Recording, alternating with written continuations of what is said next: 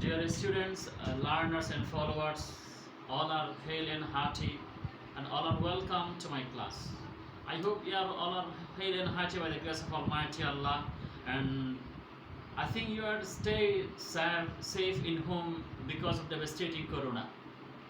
Okay, my dear students, today I want to conduct with you about some important topics of grammar, okay?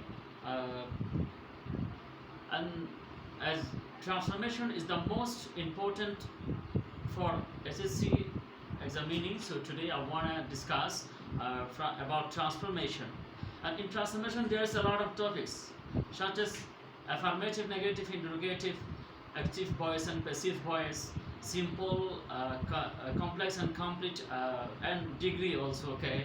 So there is a lot of rules. So from these rules today I want to share with you, I want to discuss with you about the rules of simple, complex and compound, okay? So let us start from simple, complex and compound. You know, dear students, you know that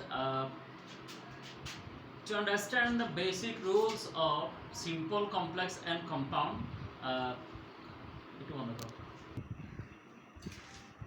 but before going to simple, complex and compound, we have to know about phrase and clause, because without phrase and clause, simple, complex and compound cannot be thought, cannot be imagined, okay? So today let us have some idea about phrase and clause. Basically, phrase means group of words having no subject and no verb, okay? This will be a collection of words, group of words, but it has no subject and no verb. It's called phrase word. For example,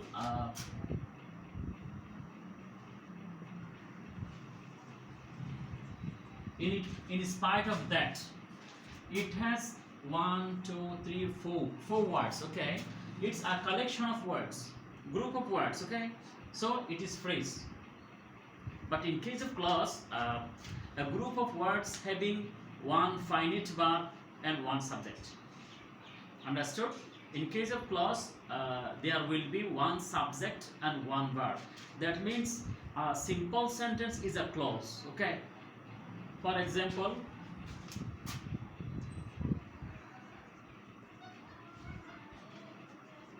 I go to college. Here I is subject, go is verb. So this is a simple sentence and it is a clause, okay? So we came to know about the phrases and clause, okay? Now we have to know that there is basically 3 kinds of clause. How many kinds? 3 kinds of clause. Principal clause, subordinate clause and coordinate clause. What? Repeat with me. Principal clause,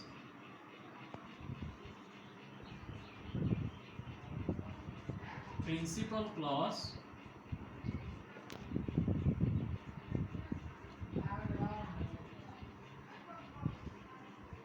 subordinate clause, coordinate clause. Coordinate clause. Yes, principal clause means having one subject, one verb. If in sentence there is one subject, I means one finite verb and one subject, it will be principal clause. For example, I am a student. I am a student. Here I is subject, am is main verb.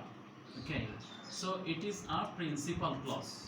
Okay, and subordinate clause means there will be 2 clause, and one will be principal clause, another will be dependent clause. The second sentence will not be understood without depending on first sentence. This is called subordinate clause. For example, if you come, I will go. If you come, I will go, okay? Here, I will go is a main clause. It has a clear meaning, okay? But if you come, here its meaning is not clear because it has a conditional word if. So it means jodi tumi asho. Jodi tumi asho, it means not clear. and we have to depend on the next sentence to clarify its meaning. Okay, that means if I will go if you come. Okay, so the next sentence, its meaning is clear, so it is principal clause. So if there is two clause and one clause is dependent on other, it's called subordinate clause. Clear? Okay, next, coordinate clause. Coordinate clause means where there two principal clause will be coordinated, will be assimilated. Two principal clause will be joined with coordinating conjunction and or yet, like this. Okay, it's called coordinate clause. I repeat again, coordinate clause means two principal clause will be joined with coordinating conjunction. For example,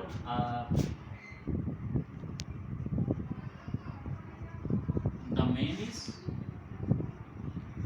poor is a simple sentence, principal clause, but he is honest. Okay, but he is honest. So here, the man is poor is also principal clause, he is honest also principal clause. Through principal clause is joined, is connected through conjunction, but this is called coordinate clause. Now we can. Okay, so now we came to know about about clause. Okay, principal clause, subordinate clause, coordinate clause. As it is clear now, we'll go to our next steps. It means to simple, complex, and compound. Dear learners, you know that simple, complex, compound is three different idea. Okay, in simple sentence there will be a principal clause. Got the point? In principal clause there will be a principal clause. For example,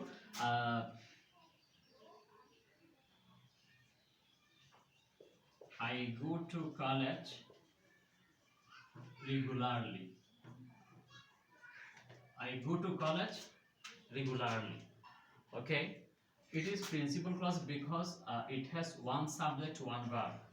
So it is principal clause and it is called simple sentence. So in case of simple sentence there will be used one clause, one principal clause, and it will be only one subject, one verb. Okay, it's principal clause. And sorry, it's simple sentence. And in case of complex sentence, subordinate clause will be a complex sentence. Subordinate clause will be complex sentence. For example, if you invited me, I would go. I would go there. If you invited me, I would go there. So here is two clause.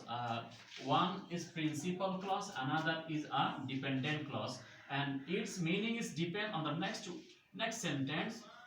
So this kind of sentences is called complex sentence. Okay, there will be a subordinate clause, and another one is a coordinate clause. It is called a compound sentence.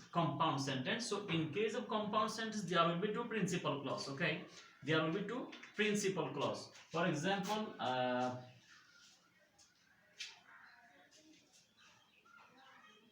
the man is honest and he is poor, like this. Okay, here the man is honest is also principal clause, that means simple sentence, and he is poor, also simple sentence. Okay, so here two simple sentences are joined and connected through conjunction and. Okay, so this kind of word is called compound sentence, and this kind of word is called simple sentence, and this kind of sentence is called simple sentence. Simple, complex, compound. Now we have to know there is some specific words.